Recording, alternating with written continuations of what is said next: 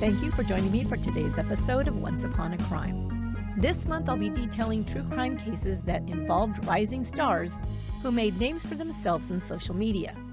In this first episode, a young comedian boasts almost 1 million followers on TikTok alone. But his out-of-control jealousy and possessiveness will lead to his downfall. Instead of internet fame, he will face a double murder charge. This is the first chapter in the series Falling Stars, the case of TikTok star Ali Abulaban.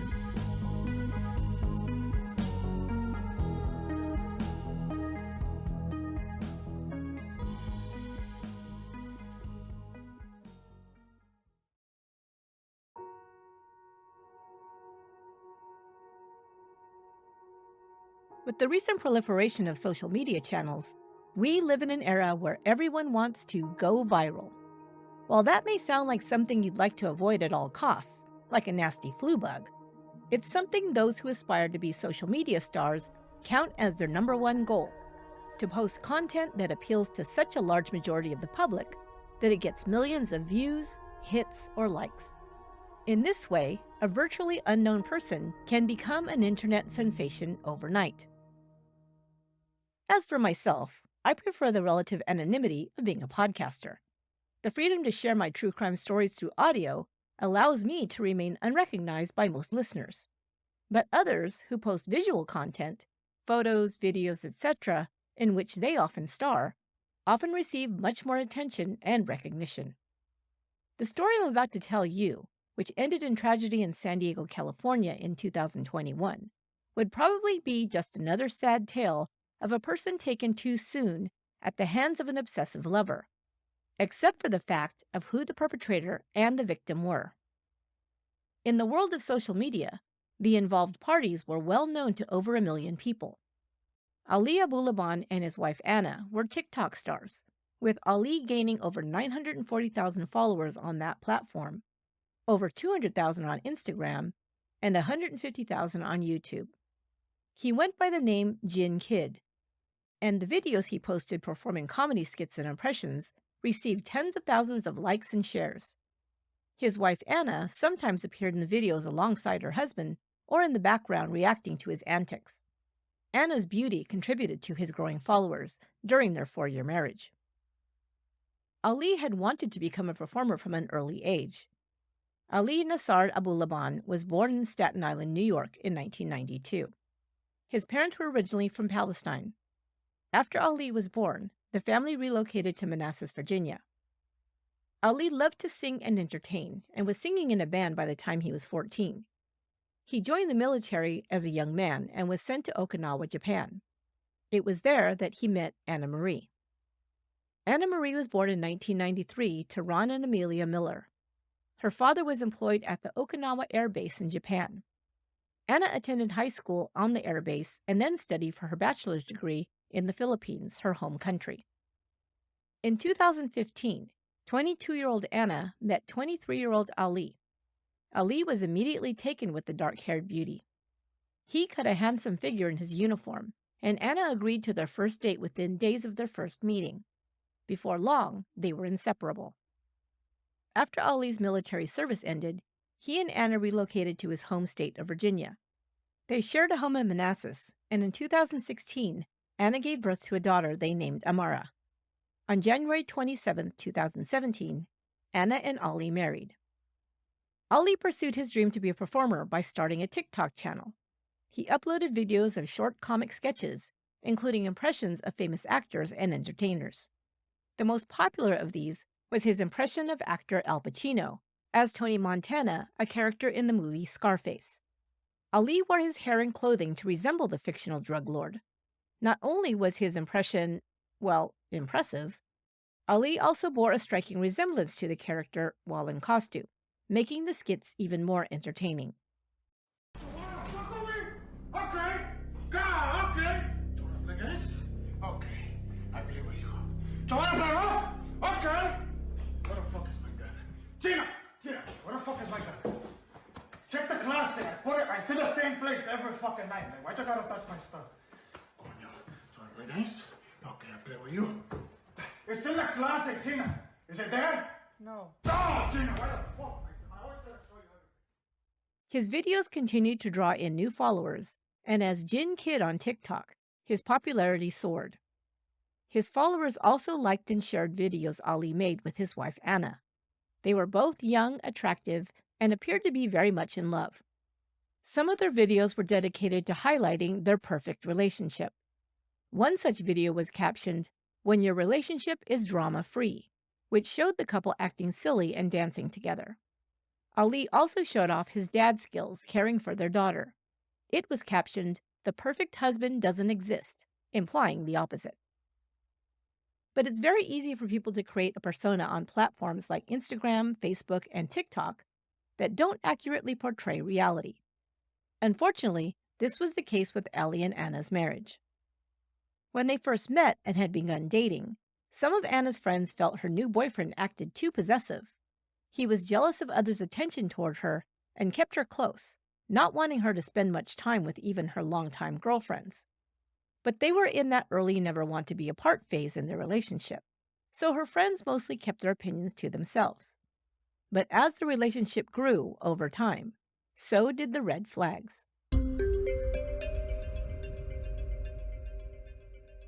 By 2020, some of Ali Abulaban, aka Jin Kid's videos, had gone viral.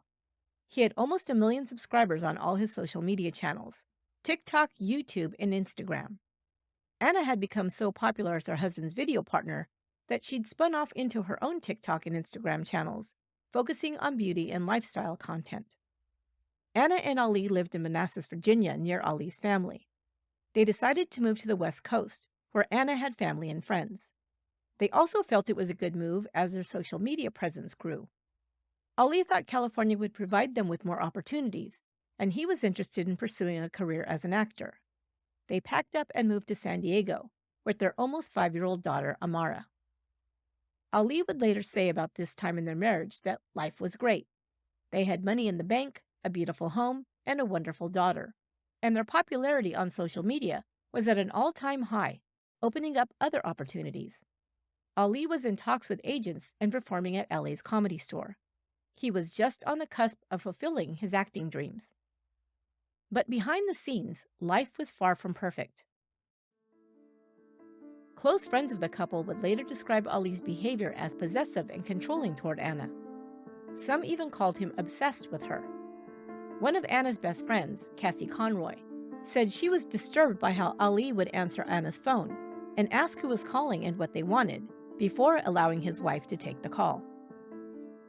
Anna began enjoying a more active social life once the couple moved to San Diego in February 2021. She had several friends she enjoyed spending time with, and Ali felt himself losing the control he once had over Anna when they were living in Virginia. Ali's cousin later summed it up this way: "I think he just became super jealous because his wife was going out with friends and he wasn't involved," Louis Mariani told Fox 5 News. "He wanted to control her. He wanted to know what she was doing at every time of the day." At the same time, Ali's social media fame was going to his head. According to witnesses, whenever he walked into a room of people, he began talking about his success and acting like a big shot. They said he started acting very aggressively and rudely. He'd cut off people while they were talking to brag about his own accomplishments. He'd also begun abusing cocaine, according to witnesses, including his cousin. One night when they were together, Mariani described Ali pulling out a, quote, huge bag of cocaine. When he cautioned Ali about getting busted for drugs, Ali told him that, quote, no one could touch him. He thought his celebrity as Jin Kid made him immune from the law. Friends also became alarmed that Ali was carrying a gun with him at all times. Anna confided to a friend that this made her nervous. She had a right to be nervous. Her husband had become so jealous and controlling that he'd begun insulting her to her face, and when he couldn't break her will that way, he became physically abusive. Just months after arriving in San Diego, calls from the Abulaban's high-rise apartment started coming into San Diego Police Dispatch.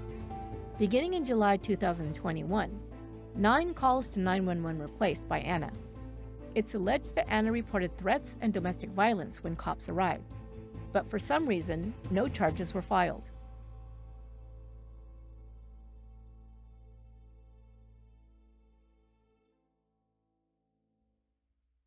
Anna knocked on a neighbor's door in one incident asking for help.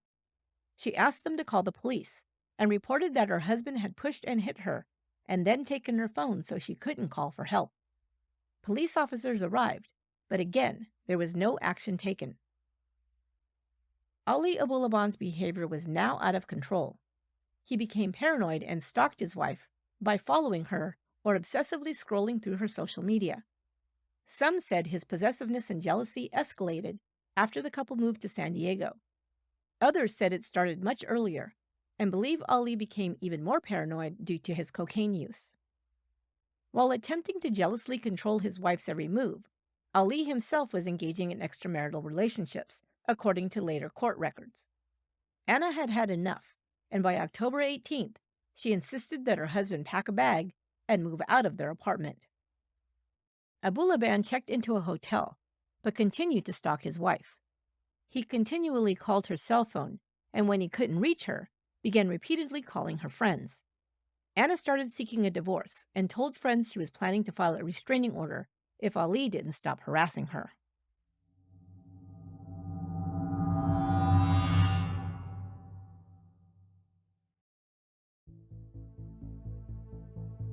On October 21st, 2021, 4 days after Anna asked her husband to move out of their high-rise apartment, Ali let himself in while Anna was away. Unknown to her, he'd made an extra key and had only given one to Anna when he moved out. He ransacked the apartment, turning over furniture, throwing clothes on the floor, and smashing personal items of Anna's. She found a huge mess when she returned home, and the apartment was completely vandalized. She spoke with her friend Rayburn Barron and told him what happened. She asked him to come over, and he arrived a short time later. But her husband had done more than just vandalize the apartment while he was there. Abulaban had also installed a listening app on his daughter's iPad to spy on his wife. The iPad was now audio recording everything Anna was saying and doing in the apartment, and her husband was listening in. That same afternoon, he heard his wife's voice, and then a man's voice he did not recognize. He continued listening and heard Anna laugh, and music playing in the background.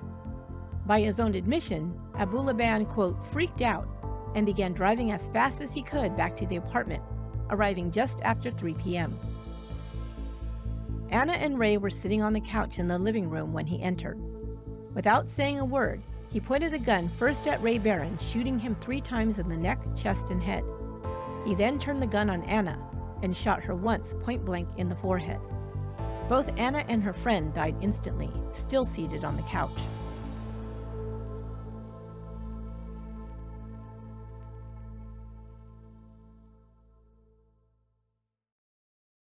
Abulaban quickly fled the apartment, drove to his daughter's school, and picked her up.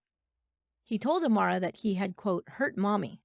He then dialed his mother's number, and when she answered, he allegedly confessed to killing Anna to her as well. Abulaban made one more call. He called 911 and reported the shooting. Police officers and San Diego Fire and Rescue arrived and found Anna Abulaban and Rayburn Barron dead at the scene. A short time later, San Diego PD discovered Ali Abulaban driving on Interstate 405, and he was pulled over. His daughter was still in the car, but she was unharmed. He was arrested and held without bail on 2 counts of first-degree murder.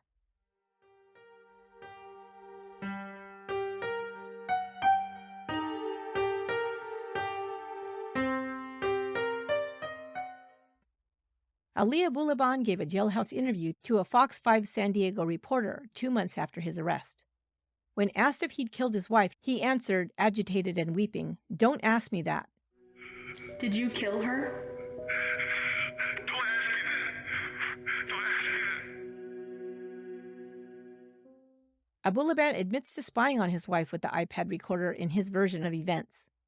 He said that upon hearing Rayburn Barron's voice, he began, quote, freaking out. "Oh my God, I caught her," he said was his response. "There's a man, there's a man."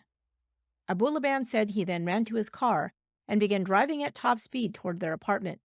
He was screaming and cursing the whole way. Quote, "I'm driving and I'm like, 'Don't have sex, Anna, don't have sex, Anna.' And I'm like, 'Don't do it,' and I'm screaming," he told the interviewer.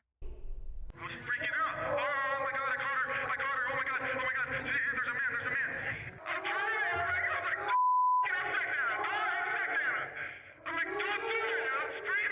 you're driving to the apartment.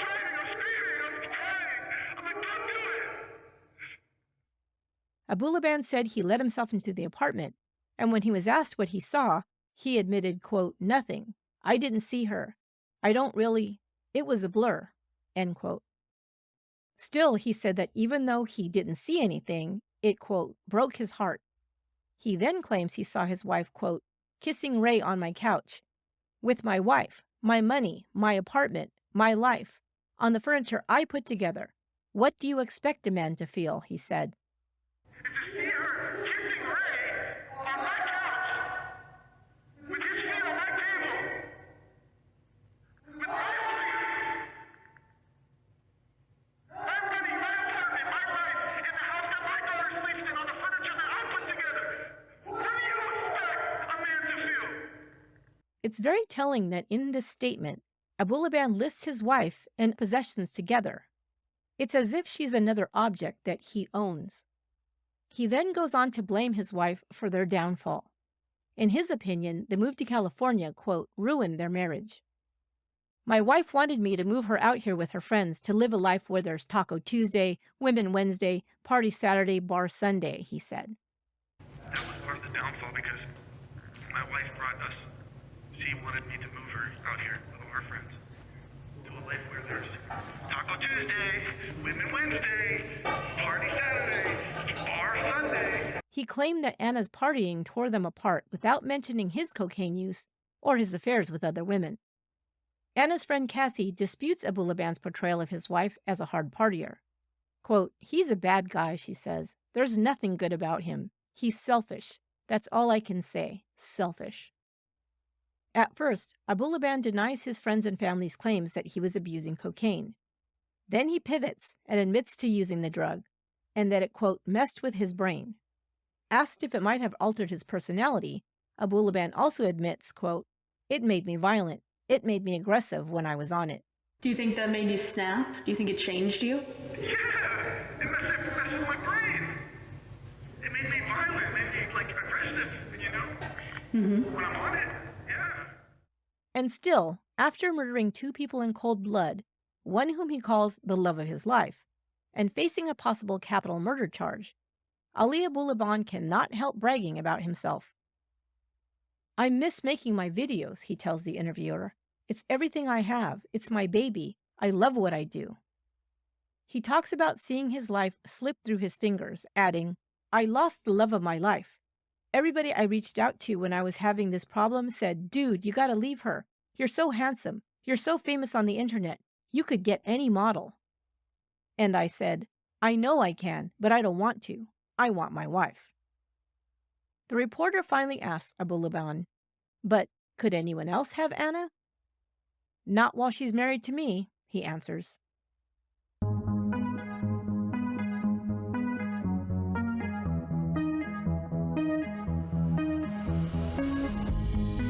That will do it for this episode of Once Upon a Crime. I'll be back on the 21st with the second chapter in the series Falling Stars, with a case involving an Instagram star. I hope you'll join me then.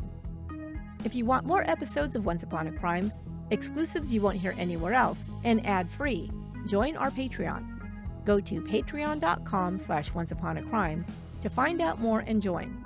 You'll receive bonus episodes, every episode without ads, and listen to them before anyone else. We'll also send you some goodies in the mail as a thank you. That's patreon.com/onceuponacrime. There's a link in the show notes. I want to thank HelloFresh for sponsoring today's episode. Go to hellofresh.com/50once and use code 50once, that's 50once, for 50% off plus free shipping on America's #1 meal kit. Once Upon a Crime was written and produced by me, Esther Sanchez Ludlow. My administrative and production assistant is Lorena Garcia.